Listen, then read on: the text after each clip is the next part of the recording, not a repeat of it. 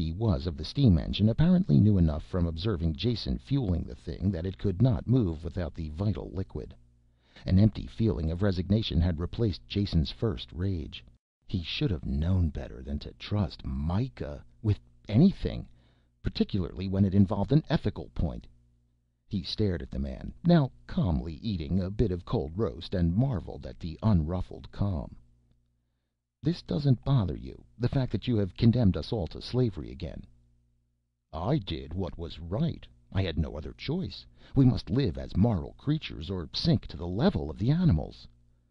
"But when you live with people who behave like animals, how do you survive?" "You live as they do, as you do, Jason," he said with majestic judgment, "twisting and turning with fear and unable to avoid your fate no matter how you squirm. Or you live as I have done, as a man of conviction, knowing what is right and not letting your head be turned by the petty deeds of the day. And if one lives this way, one can die happy." "Then die happy," Jason snarled, and reached for his sword, but settled back again glumly before he picked it up. "To think that I ever thought I could teach you anything about the reality of existence here, when you have never experienced reality before, nor ever will until the day you die. You carry your own attitudes, which are your reality, around with you all the time, and they are more solid to you than this ground we are sitting upon." "For once we are in agreement, Jason. I have tried to open your eyes to the true light, but you turn away and will not see. You ignore the eternal law for the exigencies of the moment, and are, therefore, damned."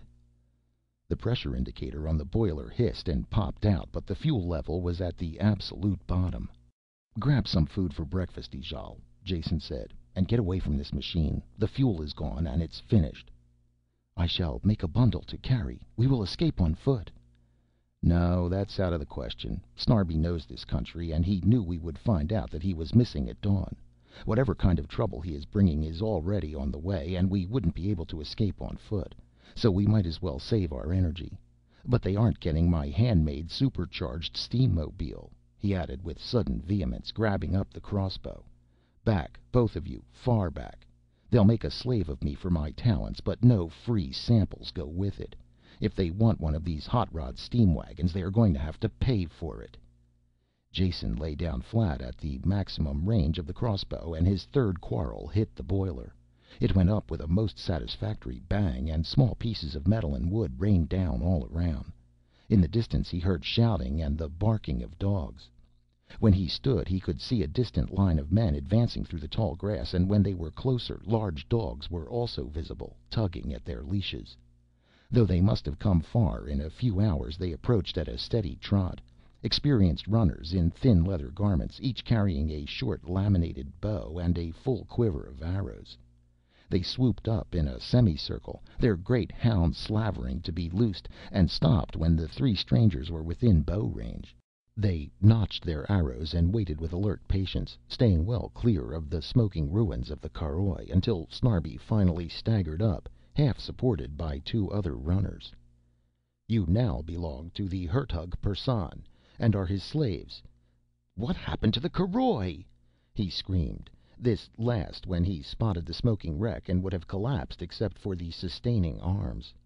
Evidently the new slaves decreased in value with the loss of the machine. He stumbled over to it, and when none of the soldiers would help him, gathered up what he could find of Jason's artifacts and tools.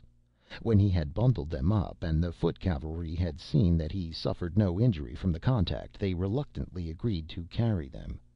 One of the soldiers, identical in dress with the others, seemed to be in charge, and when he signaled a return they closed in on the three prisoners and nudged them to their feet with drawn bows.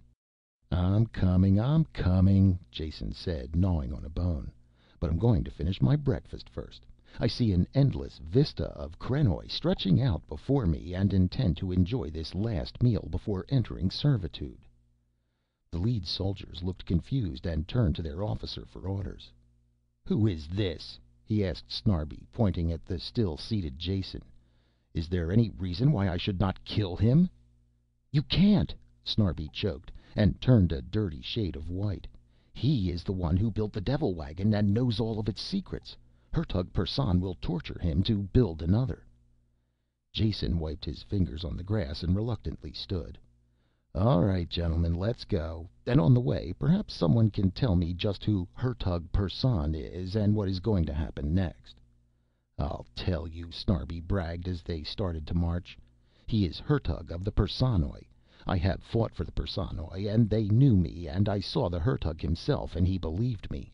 The Personnoi are very powerful in Appsala, and have many powerful secrets, but not as powerful as the Trozelligoj, who have the secret of the Caroi and the Jetilo. I knew I could ask any price of the Personnoi if I brought them the secret of the Caroi, and I will." He thrust his face close to Jason's with a fierce grimace.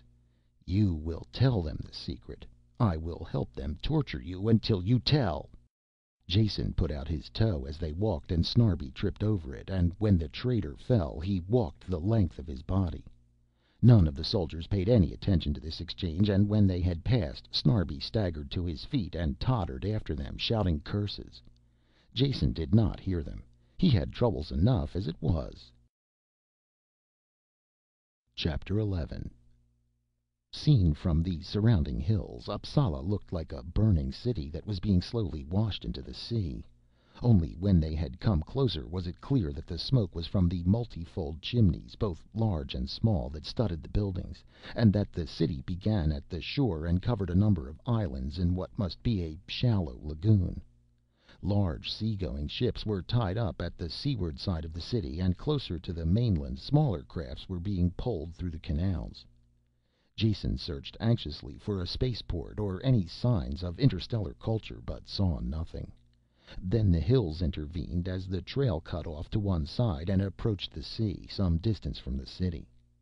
A fair-sized sailing vessel was tied up at the end of a stone wharf, obviously awaiting them, and the captives were tied hand and foot and tossed into the hold.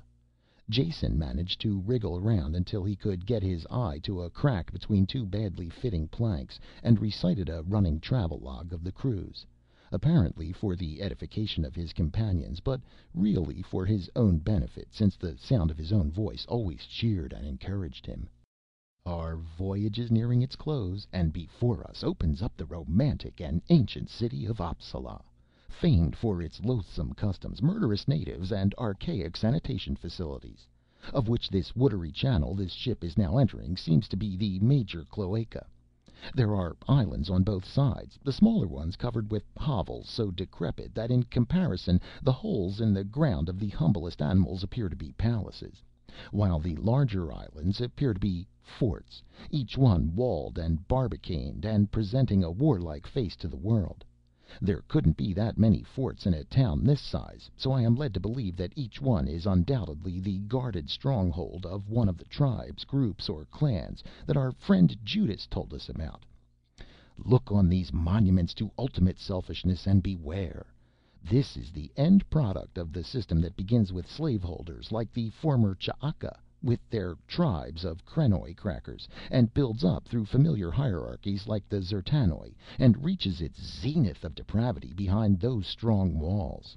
It is still absolute power that rules absolutely, each man out for all that he can get, and the only way to climb being over the bodies of others, and all physical discoveries and inventions being treated as private and personal secrets, to be hidden and used only for personal gain. Never have I seen human greed and selfishness carried to such extremes, and I admire Homo sapiens' capacity to follow through on an idea, no matter how it hurts." The ship lost way as it backed its sails, and Jason fell from his precarious perch into the stinking bilge. "The descent of man," he muttered, and inched his way out.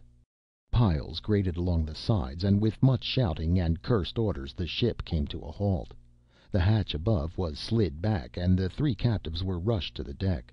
The ship was tied up to a dock in a pool of water surrounded by buildings and high walls.